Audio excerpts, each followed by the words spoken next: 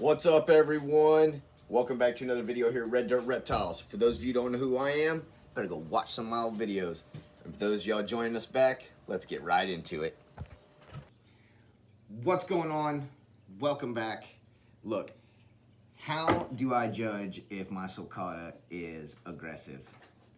Well, if you walk outside or into a room where your sulcata is and quickly find out that you are in massive need of shin guards because it is ramming you, then you have an aggressive animal, or one that is being aggressive at that moment. Look, sulcatas don't really have an aggressive nature unless you're like picking it up and slapping it around and setting it back down. I doubt the sulcata is ever going to be aggressive in nature. Now, it may not want to be socialized, it may not want to be interacted with, but 9 times out of 10 you're not going to get an aggressive sulcata, and when it is, it's usually during mating season and they're ramming each other, if not ramming you, trying to get a point across.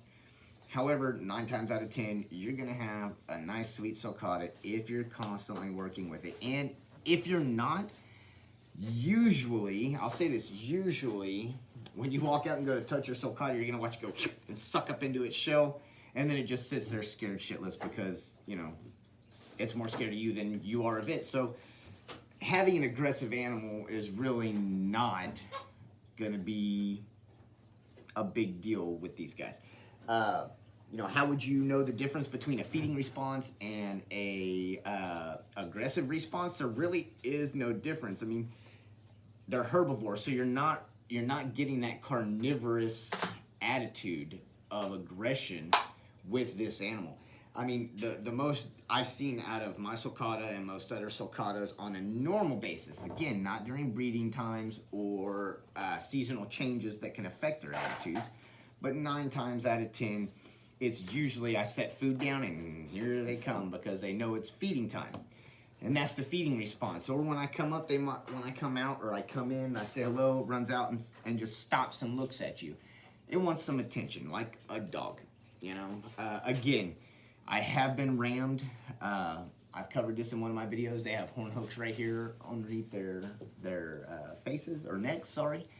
And as they mature out, those get very large, especially if they're males, and when they ram you, those do hurt. But again, if you're taking the time to be nice to these animals in captivity, you are probably not ever going to run across a mean one.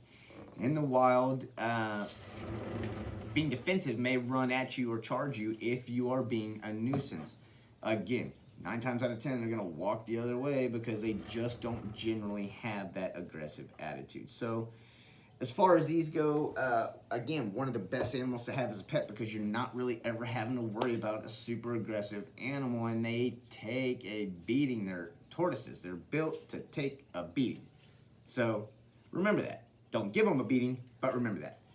We'll talk to you on the next video. Hey, thanks for sticking with me through another video here at Red Dirt Reptiles. If y'all like what y'all are seeing, please make sure to like, subscribe, and share. Lets me know I'm doing good, and I'll continue to put out awesome videos for y'all. Hope to see you around on the next one. Thanks again.